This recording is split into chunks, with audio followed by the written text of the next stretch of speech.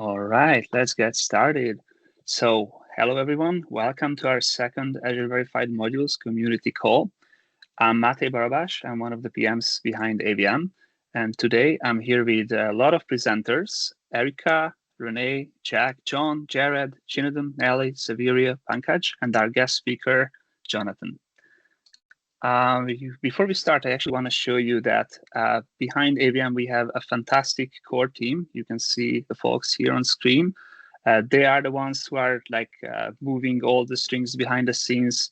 They are responsible for all the big changes, all the great automation, all the principles, making sure that we progress through all the modules fast enough and at pace and at quality. But of course, we are not the only folks here in the core team who are behind AVM. We have a fantastic community, and that's you who are responsible for building the modules and actually maintaining them. And I'm happy to say that we have more than 100 module owners today. I think the number is in the ballpark of 130 module owners, and we have even more contributors. So of course, the whole program wouldn't be possible without your help and support. So I would like to start by thanking you all for all your fantastic efforts on the program. Right, moving on to the agenda, we're going to start with a quick poll in a moment. We just want to understand how familiar you are with AVM, so we're going to ask only one question. And then we are going to continue with some updates from both the Bicep and Terraform side of the house. We're going to go into some module development progress details. We introduced a new class of modules in the last couple of months, so we're going to talk about that a little bit. We have some specification updates, some CI-related updates, and some updates related to the well-architected framework. And then we are going to spend roughly 10 minutes on showcasing you a Bicep and the Terraform pattern module, how that works, what that provides, etc. And then we're going to have a conversation with our guest speaker here, Jonathan from Telefonica. And then last but not least, we are going to open up the floor for more questions. And of course, that said, feel free to use the chat as well, even when we speak about all the other topics. Our colleagues are here to check the conversation, and we will try to answer all your questions as they come in. Right, so let's have a look at the poll. So these are going to be the questions, and let me try to launch it real quick. Should be prepared. Let me see. All right, I hope the question is up for everyone. So the question is, what is your awareness level of Azure Verified Modules? Have you just barely heard of it, but never really used it?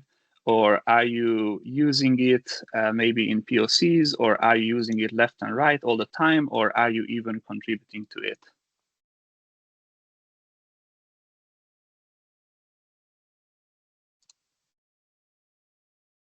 All right, I can see the answers are coming in. That's great. So please keep answering. Most of you already did.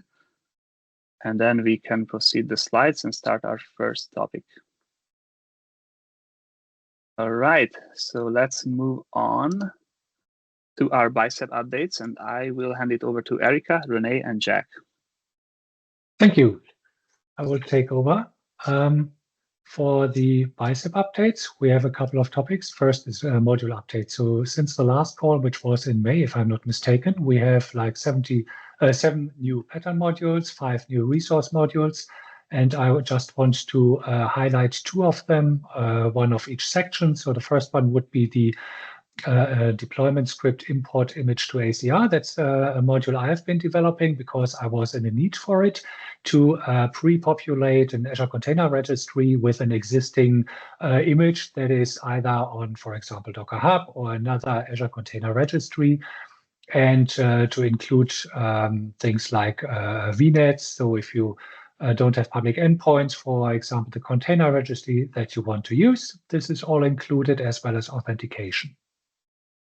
The second one I would like to highlight is a resource module, which is the DevOps infrastructure pool resource module. And this one is the first external contribution. This is just a little highlight because we don't have that much time. So I would like to hand over to Erica now. Hi, everyone. Yes, so one of the major updates that we had last quarter is the support and release of the support for utility modules. Utility modules are a third module classification that goes together with resource and pattern modules, but differently from those two, it is not expected, they are not expected to deploy any Azure resources, but instead a reusable utility, so a routine or function that can be reused flexibly and even maybe leveraged by resource or pattern module themselves. Currently, we don't have any utility module released or published yet, but we're working next with those two module proposals that you can see in the screenshot. And we spent, let's say, last quarter in discussing some of the specs that are expected for those new modules, and also to support them from a validation point of view. So especially from a CI environment point of view, we had to update our CI in order to support them next. I will hand over already to René for the next feature update. Thank you. So the next one would be Jack has developed a PowerShell helper script, which will simplify the getting starting process with the Bicep modules by creating the fork, cloning locally, preparing your Azure environment by creating service principals and everything that you need to just get started, which were manual processes before. There are still some manual tasks, but a lot of that has been covered by the script. Second point is documentation, parameter input examples. This is also something I contributed with a developer background. I value if I see an example of how things are being used. So we have the examples, the test cases that we built as contributors, which are great examples and documentation. But in addition to that, sometimes we have that parameters can be used for different purposes, like environment variables to connect to a storage queue or to connect to something else. And for that, we can now add the example code in the actual code, which will then be rendered into the README files and is visible on the documentation pages.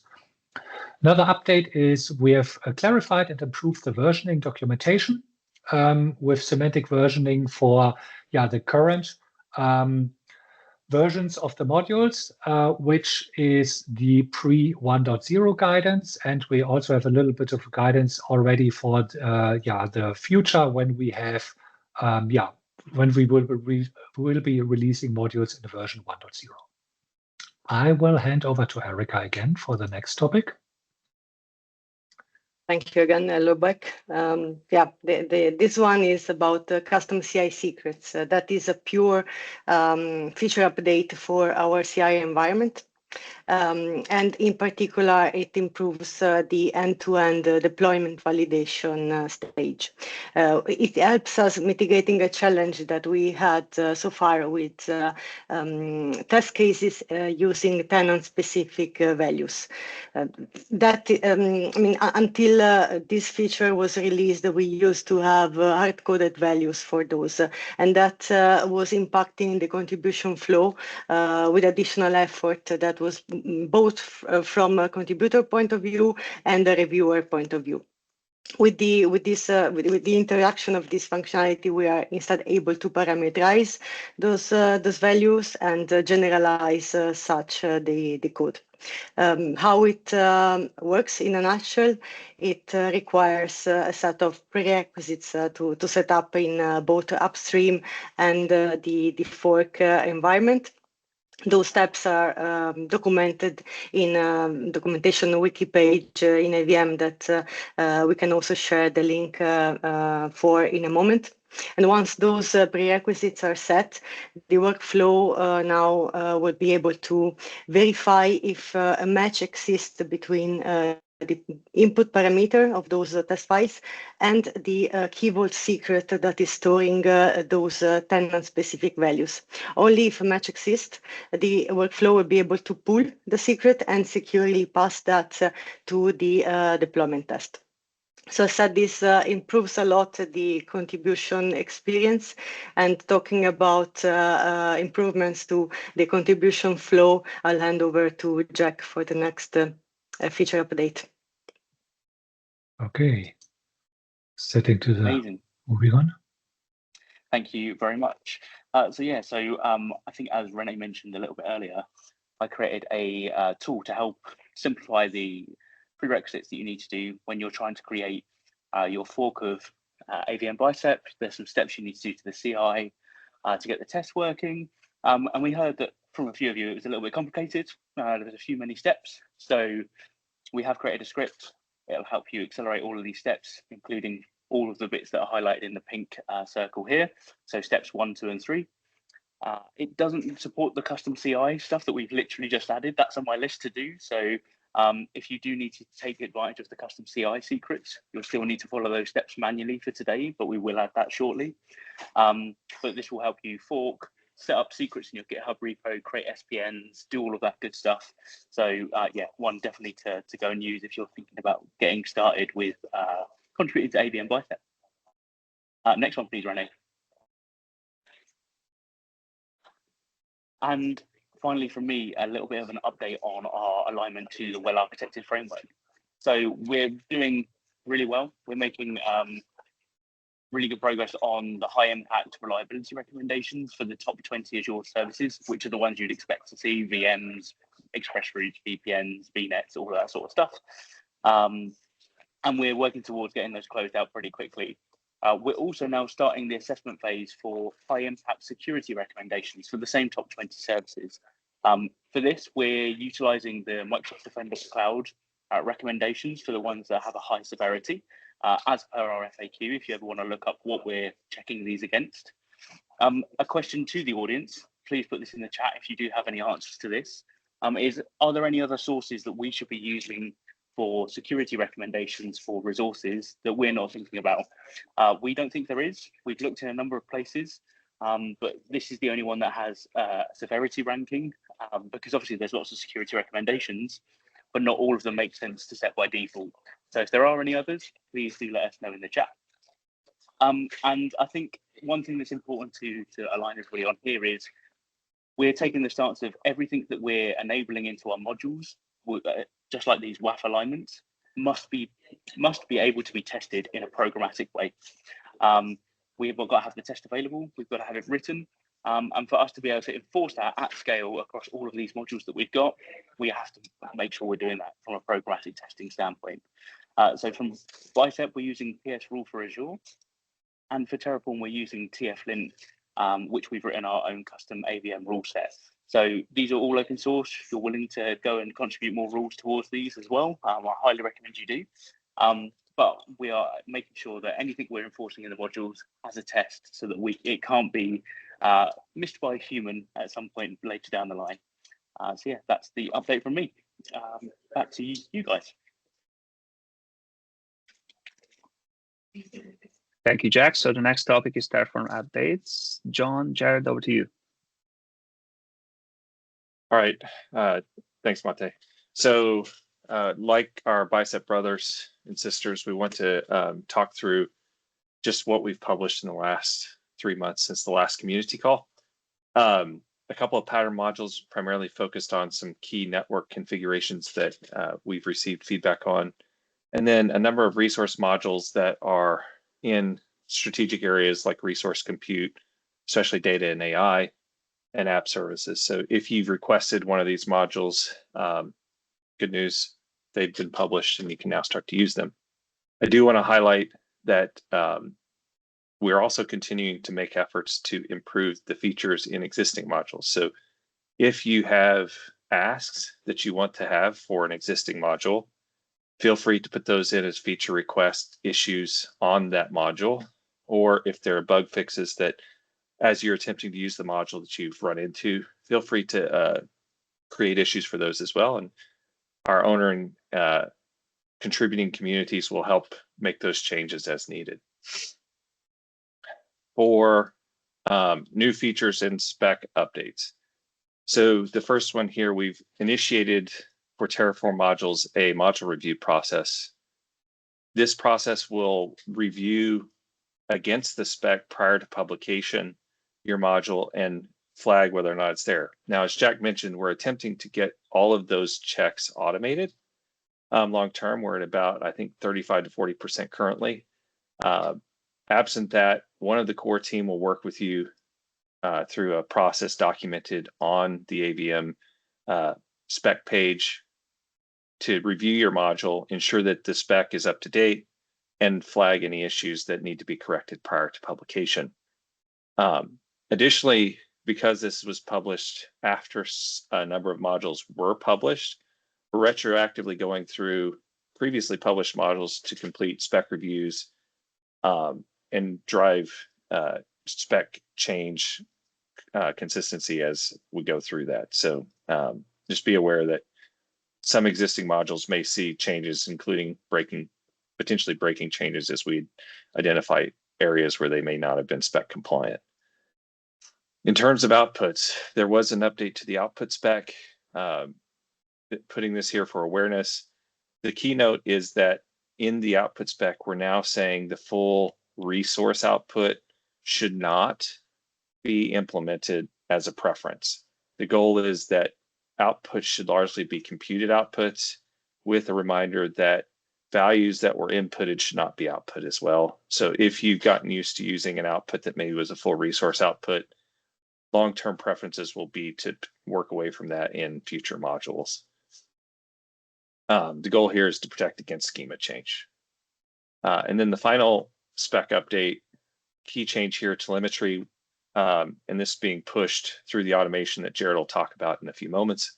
There have been some telemetry updates. We're now using ModTM to improve the overall experience for the module owner. The key thing here is that this minimizes the amount of effort required to configure telemetry on each individual module, as well as improves the quality of the backend data so we can better understand how the modules are being used and make modifications as needed. Okay, big update. Azure RM 4.0 was released since our last meeting. As part of this, we've issued a guidance summary. Matt published this. He's not here today to talk about it, so I'm taking this on for him. There is an active discussion thread, so this is still largely complete, but if you identify issues or concerns, feel free to drop comments on the thread. Keynotes from this are listed here. The goal target for Azure RM 4.x support is going to be the end of January 2025. Prior to that, module owners will release new features as they come available in 4.0, but maintain backward compatibility with v3 until that point is no longer possible. Ideally, we want modules to support v3 and v4 for as long as possible to provide the greatest flexibility. But the goal is that after January 25, we will mandate v4 only. So if you're using our modules, just understand those targets and plan accordingly. And then the final piece here, any reference modules, just continue to pin those as per the spec item. With that, I will hand it over to Jared to take you through some of the CI updates that we've made in the last 3 months. Hi there. You'll be able to move to the next slide, or do I need to? There you go. Yeah. So recently we made some updates to the continuous delivery pipeline, so the end-to-end testing that we do in the Terraform modules. This was driven by some like the Secure Futures initiative, which is the overall security work pipeline that we're doing with Microsoft as a whole. But just for an idea for module owners, mainly we've moved away from our self-hosted runner pools to Microsoft-hosted agents, and we've changed the identity from a compute identity to user-assigned managed identity with OpenID Connect. Those two combined mean that we've got faster startup times, and we've removed the limit on parallel runs, which some module owners will have suffered through when they're trying to run their end-to-end tests. We've also got some opportunities to further improve it. So we've got a centralized template which we can define in the subject of the OIDC configuration. So we can ensure that people have to use the template that we provide for end-to-end testing. We've also got secrets and the ability to override secrets now. So if there's some edge cases, like if people need more privileges than we can provide in our tenant that we use for testing, then they can use their own tenant, and we provide a mechanism to override that. And much the same as the Bicep team, we've got an existing mechanism that we've ported over to provide any variable that you might need as a secret or a variable coming from GitHub that's in there as well. So the biggest change here is that now you're no longer able to run the end-to-end test directly from a fork pull request, which is obviously a little bit of an extra overhead, but in the terms of security, it makes us much more secure in that we have to have eyes on it and we have to create a release branch before we can run the end-to-end tests. So all of this has been implemented and is in place already. And we are looking at a bigger picture, automating this, but also automating repository creation and configuration as a whole moving forwards, which is something that we don't do at the moment. There's still quite a lot of manual steps in the initial repository setup and the ongoing configuration. So John is working on some automation around that. So hopefully we'll have that in the next few weeks. Next slide, unless I can do it. Okay, I snuck this slide in. Probably should have run it past people first, but we've got a new Terraform on Azure learning path that's available now. If you've not seen it already, you can click through that link there. So if you've got people that want to learn the basics of Terraform, we've got that on Microsoft Learn now. You can go to that and run through that path, and you can get a badge and you can share it. And we're going to be bringing more modules soon, including one on AVM, which we're hopefully working on as well. So that I just wanted to put that in there as well. Thank you. That's me done. Thank you, John. Thank you, Jared. Our next topic is pattern modules. First, Shinadam is going to talk about a Bicep pattern module, and then Nell and Severi are going to talk about the Terraform one. Shinadam, the floor is yours. Thank you. So yeah, hi everyone. Today I'm going to demo and talk about a new module that I've been working on recently, which is an AI platform module. And so if I just go to the next slide. Yeah, so on the screen, you'll see a diagram of the infrastructure for this new module, which is used to deploy a secure version of AI Studio. So what exactly is Azure AI Studio? Essentially, it's a unified platform for deploying and developing AI apps on Azure. So it has a concept of hubs and projects. So you have a hub, which is like your centralized place where a team would go and they would govern security, connectivity to other resources, and compute resources that you might need for your AI apps. And then within a hub, you then have multiple projects. And for example, you might give one project to each team in your company, and each project would share the same settings that come from the AI hub. So the Bicep module that I've created, or that we've created, essentially helps you get up to speed very quickly in terms of deploying this AI Studio and all the resources that it requires, but in a secure way. So if you look at the infrastructure diagram, on the right, we have the hub and the project. You can, of course, create as many projects as you want. And then we have at the bottom the resources that the hub and the project depend on. So the storage account, container registry, and key vault. And then for security, all of these resources have public access disabled by default, meaning that in order to access them, you have to use private endpoints. So from AI Studio, we are also leveraging the managed virtual network, which means that all of your compute instances, serverless compute, and other things like that will be deployed inside a virtual network managed by AI Studio. And then we have private endpoints from that virtual network to our resources that don't have public access.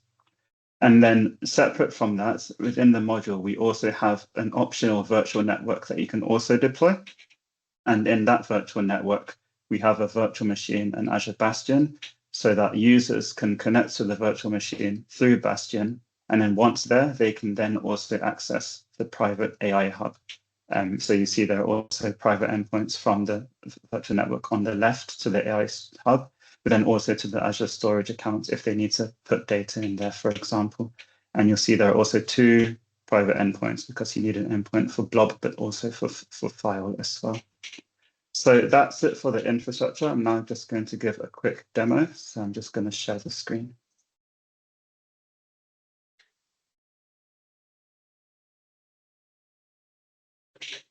Okay, so you'll see in here, I have a resource group that contains all of the resources that is deployed by the new module. The most important one, of course, is the AI hub. So if I go inside there, you can see we have the key vaults that it depends on, also the storage accounts, the container registry, and app insights for monitoring of any AI applications. If you move on to the left to projects, you'll see here is this one project that teams can use to get going and quickly start deploying and developing AI applications. And you can also add as many projects as you want. If you go down to networking, you'll see, as I mentioned, we have public network access disabled.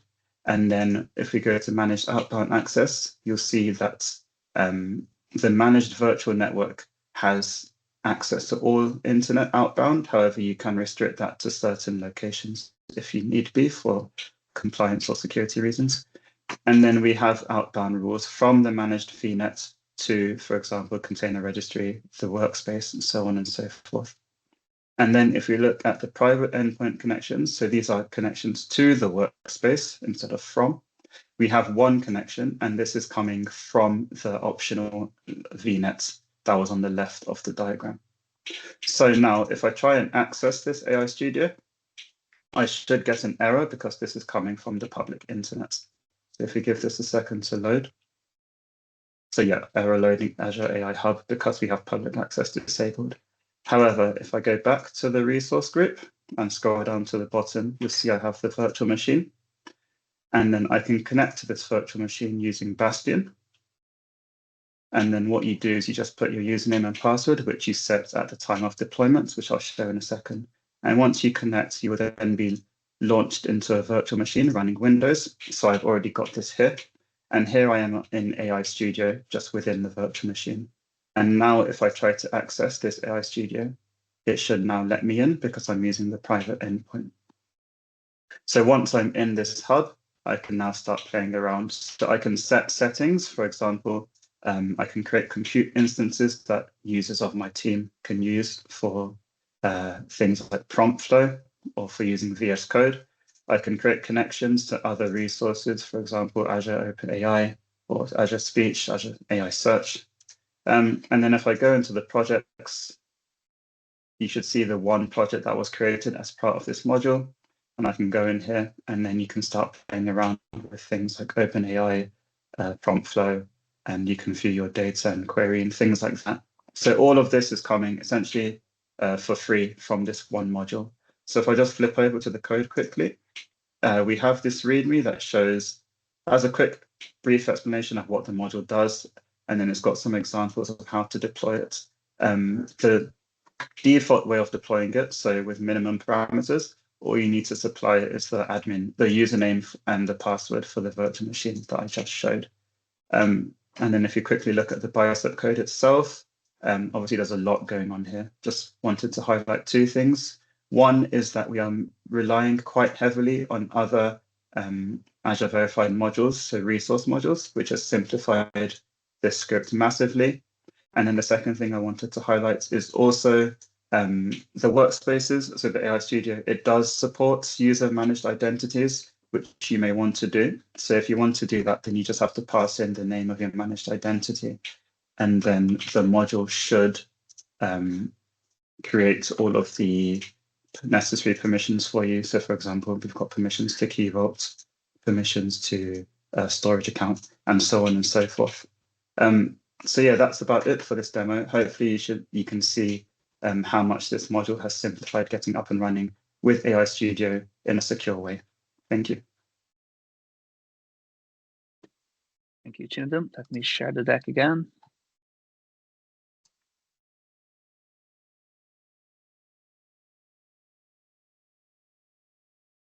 All right, just a second. Let me jump to the correct slide. Should be this one here. And over to you, Nelly and Severio. Hi, thank you. Hi, everyone. My name is Nelly, and I work in the customer experience team, helping customers improve their experience while running on Azure. Today, I'm going to talk to you about the AVM AKS production pattern module that I'm one of the authors of.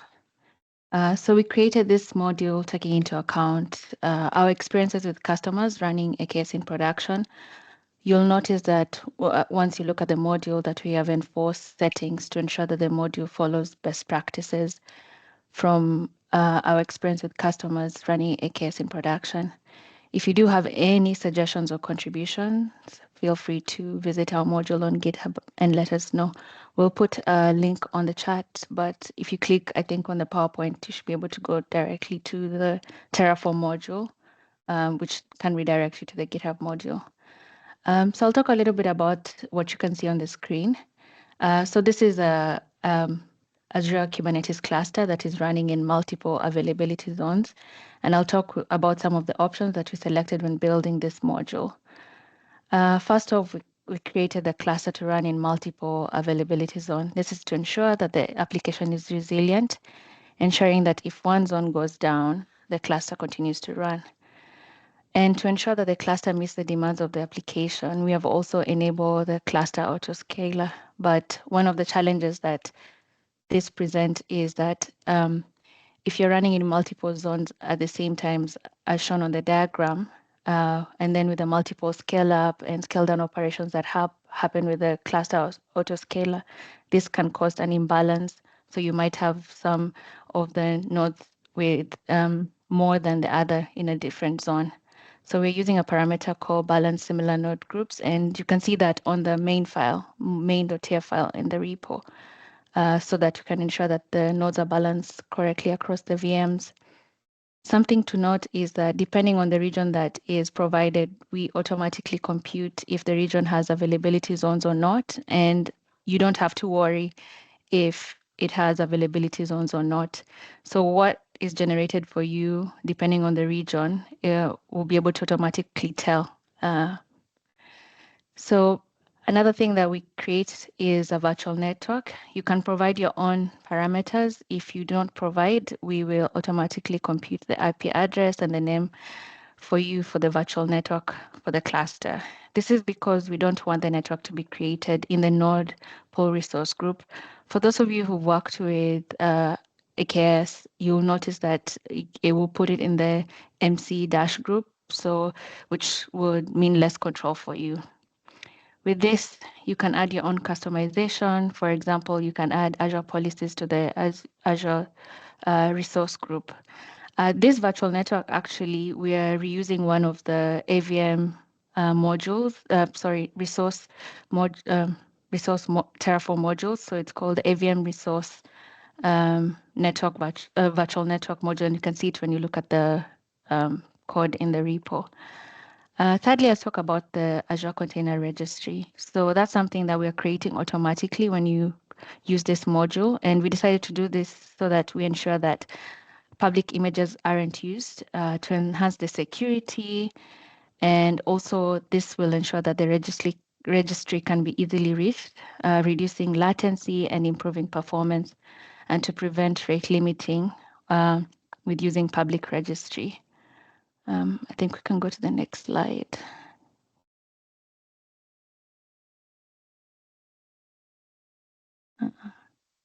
Can someone help me with that? I should be able to. Okay, now I should be able to do that. Great. In this slide, I will share with you more features that we added to the cluster, but please note that we have not covered all the features for this cluster, and we recommend looking at the GitHub Terraform page, because when creating the AKS cluster, there's so many different features that you can add. We've highlighted the key ones just to be able to cover, that we be able to cover for this presentation. So for the first point about availability zones, we've already talked about it, so I'll skip to the next point. In terms of networking, we use Azure CNI overlay for optimal and simple IP address space management. As your cluster grows, the IP address usage is something that you do not have to worry about because this solution provides you with a large number of IP address.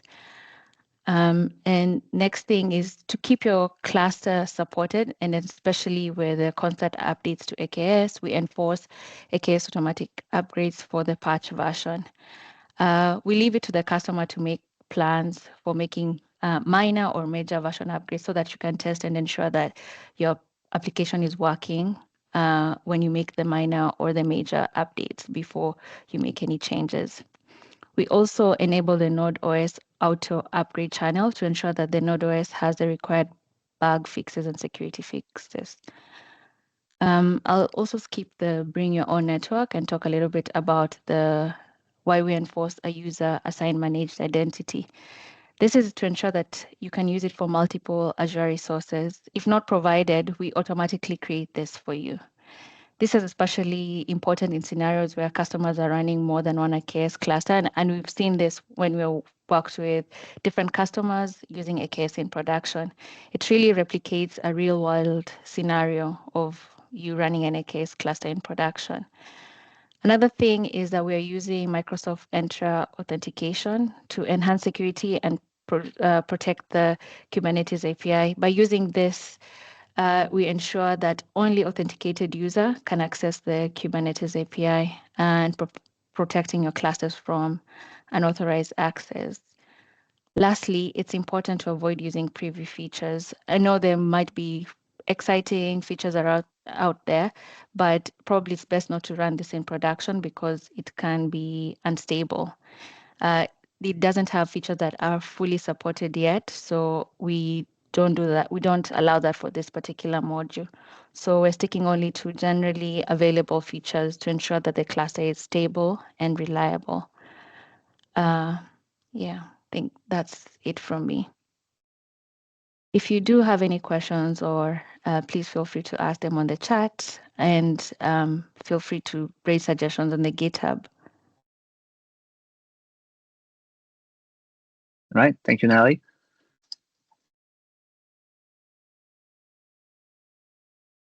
So our next topic is a conversation that Pankaj is going to conduct with Jonathan from Telefonica. Pankaj, Jonathan, over to you. Hey, thanks a lot, Mate. Morning, afternoon, evening, and I'm absolutely thrilled to have our guest speaker today. We have Jonathan from Telefonica Tech, one of our key partners, and they have been leveraging Azure Verified Modules for their customer deployments. So without further ado, welcome to the call, Jonathan. How are you doing today? Hi, Pankaj. Yeah, very well, thank you. Thank you. Thanks for having me on the call this afternoon. Wonderful.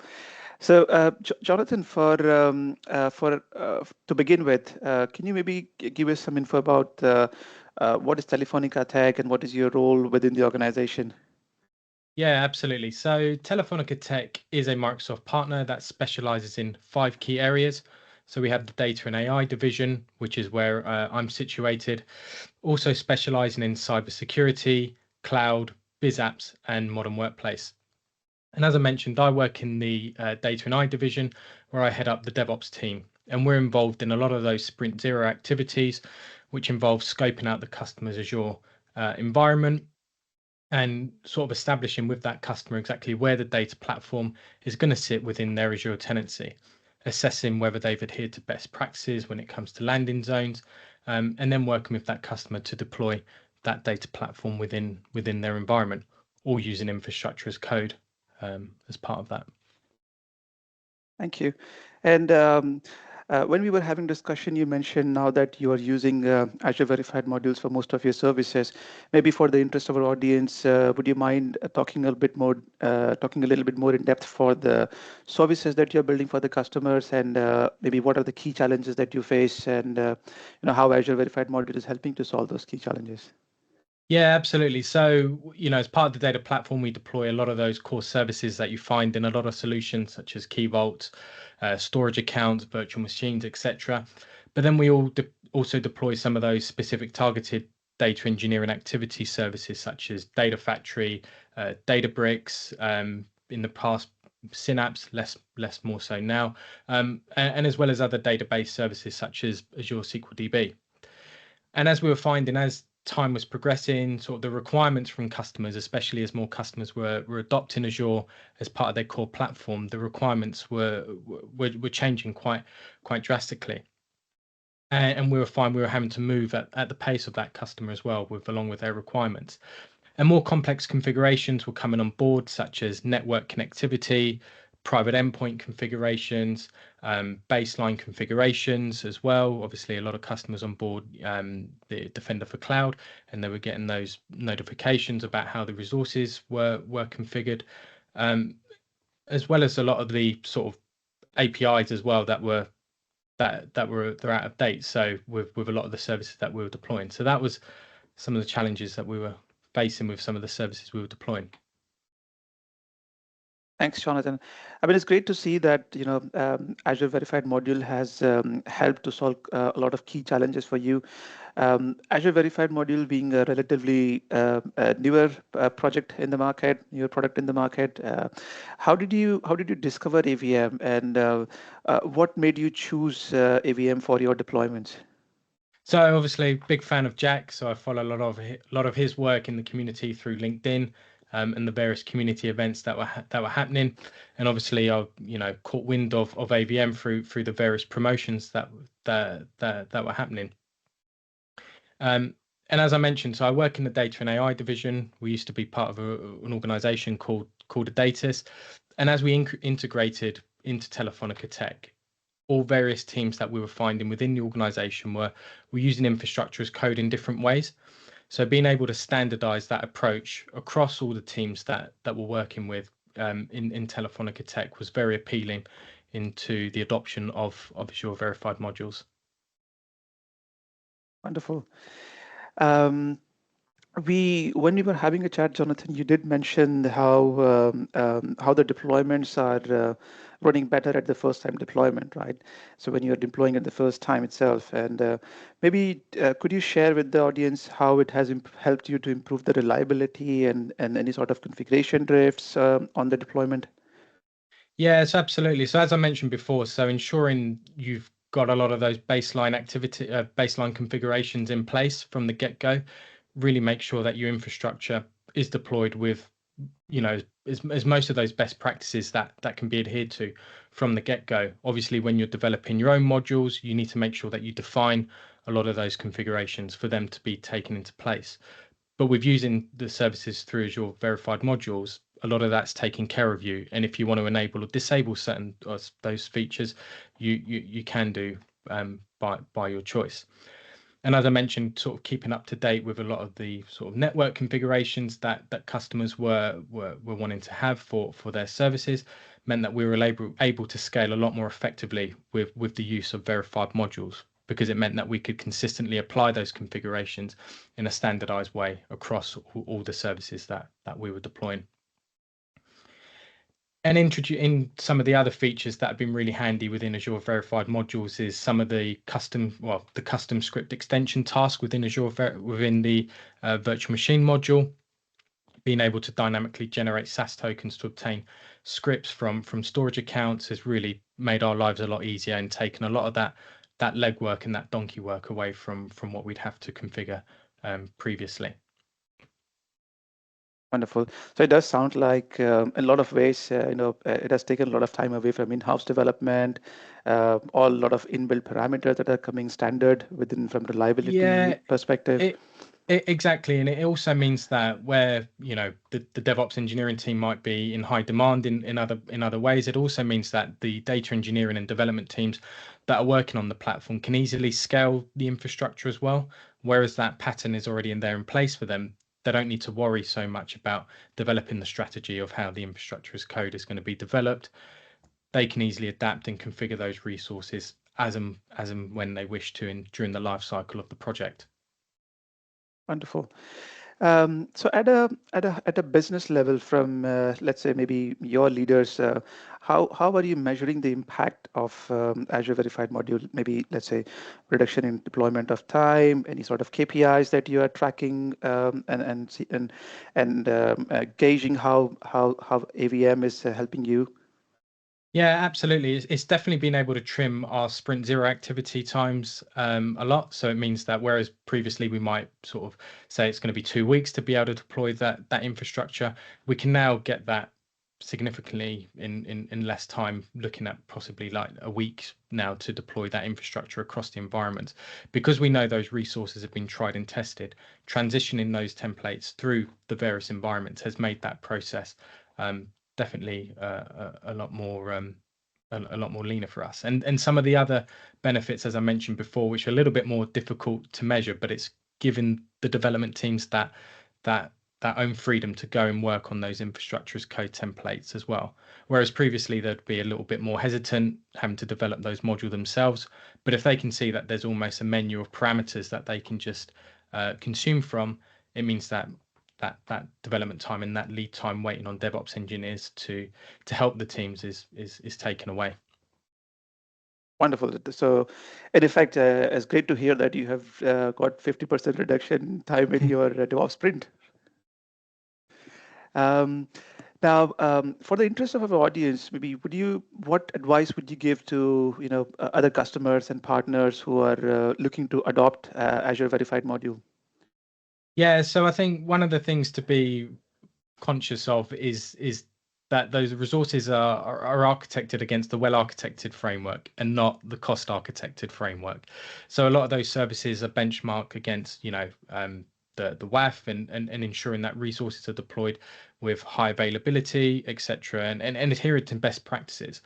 But those best practices don't always adhere to the cost advantages as well. So you need to be, conscious of the configurations that are happening there, because a lot of the out of the box features that come with AVM, as I mentioned, are deployed with high availability, which is not always the most cost optimal preference for your services.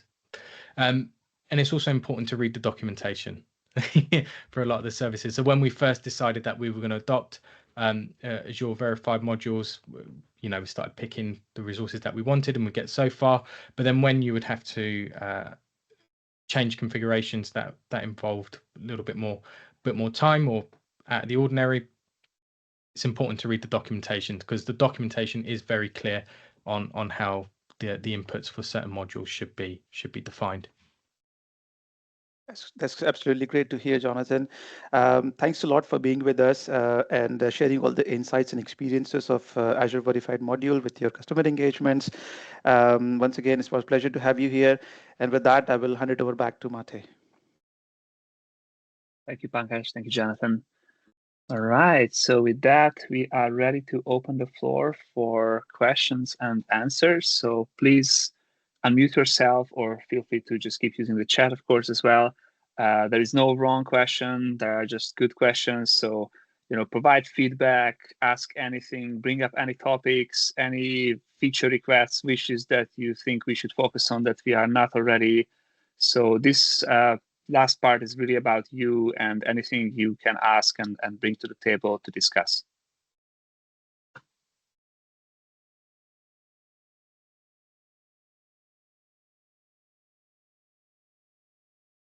Yeah, I can see there is a question in the chat about when we can expect version 1 of the modules being released. So what I can say about it right now is that we are through a prioritization effort for the entire fiscal year. And this is definitely one of the top priority items on the list. So we are actually looking into, what's the criteria to release modules or allow modules to be released as version 1.0 and beyond. And this is something that should be coming relatively soon, but I cannot commit to any timeline yet.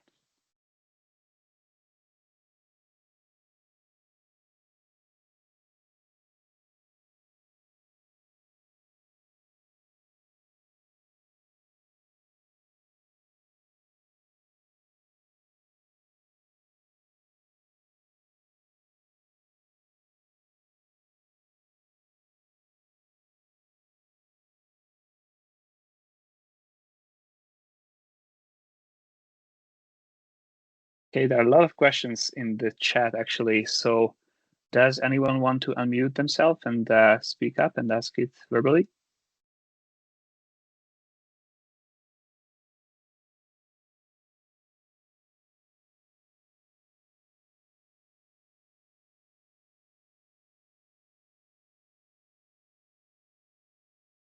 I can see there were a lot of questions around. Oh, sorry, someone has their hand up.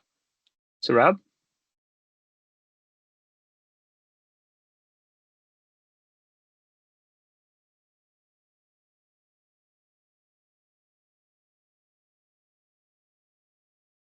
Surab, we can't hear you. I think you're in mute. So Mate, they're not able to unmute themselves. Oh, we need to Yeah. tweak it. Oh, sorry, I wasn't aware. Let me see. Right. I apologize for that. You should be able to unmute yourself now. Yeah, am I audible? Yes, you are. Thank you. Hi, mate. Mate, actually, this is Saurabh here. I'm basically from the Hexaware Technologies, and we deal with a lot of customers in Europe and US regions, right? And there are many customers, we basically, help them in the cloud adoption journey and using our DevOps platform like Azure DevOps, and we specifically used like Azure CAF cloud adoption, framework modules that are available on the GitHub, right?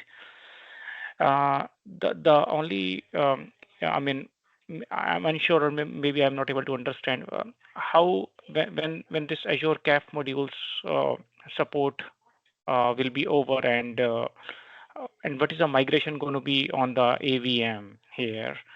So, and what is the backward compatibility? Because we have lots and lots of infrastructure we have built using our Azure CAF modules, basically. Okay, Jared, sorry. Yeah, please go on. Yeah. So Jared, I saw that you were addressing similar questions in the chat previously. Can you please take this one? Yeah. So the AZTF mod, like organization and repositories, is not something that our team own or support. And you'll see on the repositories that some of them have been archived and are no longer supported. In terms of a specific migration path for those modules, it's not something that we're actively working on. You can use generic Terraform mechanisms like moved or import, or you can redeploy resources the same as you would with any other Terraform migration, but it's not a consideration for AVM, those modules. Okay. All right. Thanks for the clarifications. Yeah. Thank you.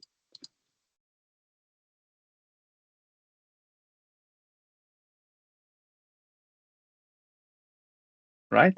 Any other questions?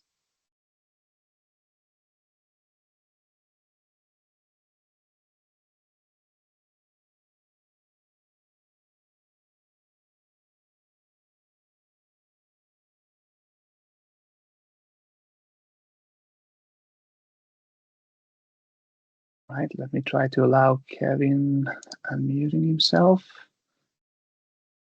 Right, let's try it now.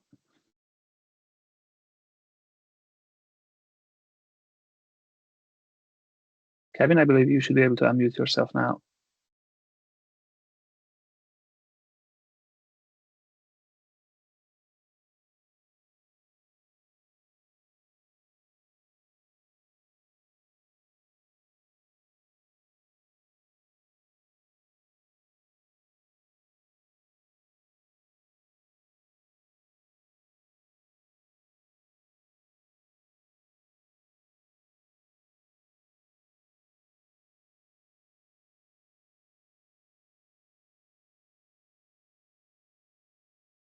Looks like something is not working.